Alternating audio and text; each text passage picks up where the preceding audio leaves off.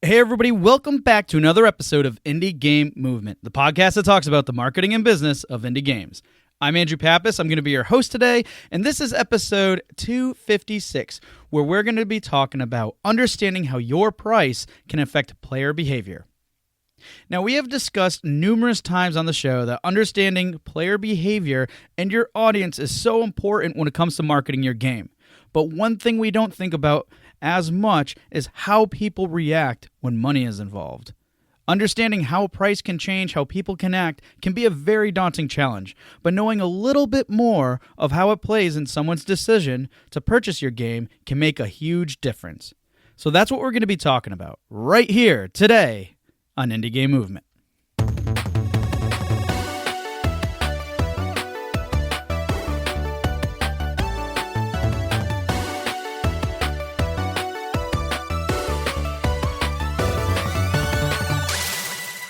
Hey everybody, and we're back, and I just want to say today it's gonna be me. Just me, and to be completely honest with you, a lot of that has to do with just the way things have been recently, just a lot really busy, lots of vacations going on, and scheduling is always a challenge and such, as you can imagine this time of the year for those of us that are in the middle of summer or kind of approaching the end, I guess. So, but yeah, that's the format that we're going to have today. But don't worry, we still plan on having lots of future guests that we're really looking forward to and hope that you are as well. But just for today, for the sake of how things are going right now, in light of everybody's schedule and such, it's going to be me today in this format. So I hope you're still on board and excited on that front. I know I am, because I'm really excited about this topic, because I just think it's a really interesting way to look at something, involving your pricing and how that really affects people, right? So outside of that, not too much else is going on with me, as I mentioned. Vacations, being busy with a lot of different projects, all exciting stuff. And as far as what I'm playing, I am still playing Final Fantasy 1. I am just very grateful that the internet exists for if of everything else, obviously, that's out there, that's what the internet is helpful for. Final Fantasy, the first one is definitely one of them. I just had no clue how many bugged spells would be in this game. And it's saving a lot of hard-earned gil by reading up what not to do in the game on the internet. So that's all I'm going to say on that front. So I won't spare you any other details on that. Still having fun. But yeah, it's a challenge in its own right. So, all right, cool. So again, the topic for today is understanding how your price can affect player behavior. And again, I just want to kind of approach this from the perspective of getting into your player's mind. I mean, as you know, on the show, we're really big into not just having empathy, but doing what we can to get inside your player's head, because ultimately they're the decision makers, and knowing how certain things affect their decision on things is really, really important. I mean, at the end of the day, that's really what we're trying to figure out in whatever means we can. So that's why I thought it would be really interesting to look at something that typically doesn't involve the players, but being mindful of them throughout this process.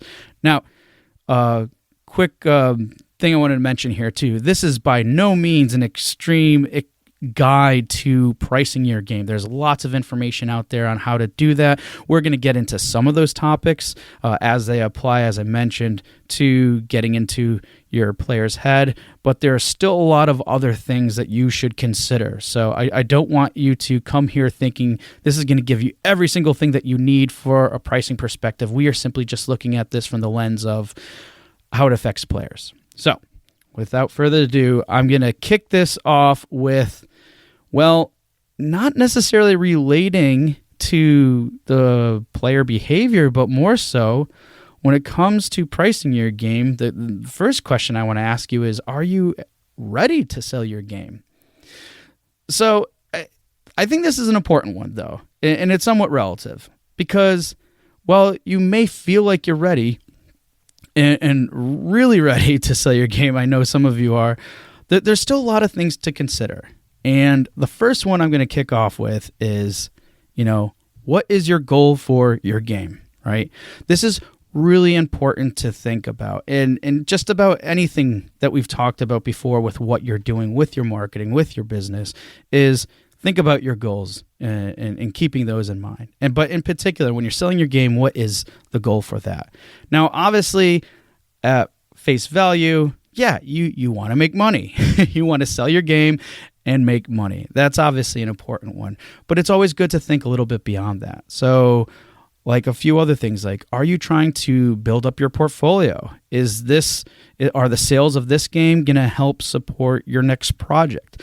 Like, those are all the things that you need to consider. And part of the reason why I'm positioning things in that way is because depending on how the sales of your game go, those are other important things to consider too, because especially if you're launching your first game, I mean, I'm looking at things from statistics here. There could be a good chance that it's not extremely sustainable or whatever. It doesn't say it's not going to make anything or anything like that. But it's the first project isn't necessarily going to be the one that keeps you, having a new lifestyle and quitting your day job and stuff. It could, but it might not. So other things to keep you in mind as you keep going on this journey of what are those goals that you have? What else can this do if this isn't the one that's going to make it for you or get you to the next level? So really thinking about what your goals are for this game. Obviously, your main one is to make your money, make it back and everything. But what are the other goals too? Because it's really important to consider those things. Just because there are no such things as overnight successes. Everything kind of gets portrayed that way. It really takes a lot of failures before you get to that step. And I'm not saying that everyone out there is going to fail when they're making their first game. Obviously, we know that's not the truth, but it's also not the reality in terms of everyone out there is going to make a hit right away, right? So I just being pragmatic and really thinking of and getting yourself in that mindset, more specifically of determining what the goal is for your game and thinking of what those other goals are too is really important. Another thing to consider as you're getting ready to sell your game, or if you're ready, is does your game provide a great experience? Now, this is definitely more player-oriented because, like, everything that you're doing up until this point is really to provide an awesome player experience, right? And the really asking yourself, like, have you done everything possible to provide the best experience? It's really important to consider that. And I know to an extent, like, you may have exhausted all resources or funding or things like that, and you just can't do anymore. But really, like, have you gone through, checked off all the boxes, make sure, yes, it's really up to that point? Is there anything else you can do and things like that? And I'm not trying to have you go crazy and prolong something that you've been wanting to do for a while or whatever, but really just making sure that you're doing that, because even as hard it is to market great games, if your game isn't great, it's that much more challenging to really get to be able to sell your game and make the most out of it. So that's one thing to definitely consider. And again, this also applies, and everything we're really talking about here is also kind of to an extent applying to games that are going into early access, right? So it's a little bit of a different path. I'm not going to go too much into it. That could be a whole nother episode in itself, obviously. But thinking about that, because early access, I think where people get cut off is, it's early access. It doesn't have to be finished, right? But to really make an early access game successful, there's a few key components, and one of it is just making sure you're still providing that overall best, great experience for people. Yes, it's a work in progress. Yes, people are under they have that understanding. But if it's like super buggy and stuff, it's not going to be helpful. The other important thing to consider and remember is that early access is essentially treated like a game launch anyways.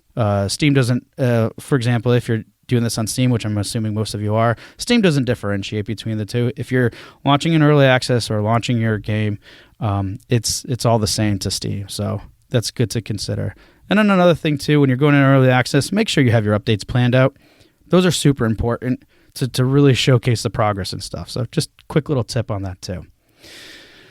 Another question to ask yourself, if you're ready, is could your game use more marketing? Now, this doesn't probably come up to mind with people in general, especially if they're getting to the point they're like, all right, let's launch the game. We're ready. We got it done. But could it use more marketing? Could the extra time, could a prolonged launch date help you get more wish lists or followers? Or what else could you do? Like if there's all these extra resources or now let's say you have more time on your hands and you could be marketing more, is that going to pay off if you prolong the date? So it's really good to look at things that perspective too, right? Because you don't necessarily want to say, hey, we're here.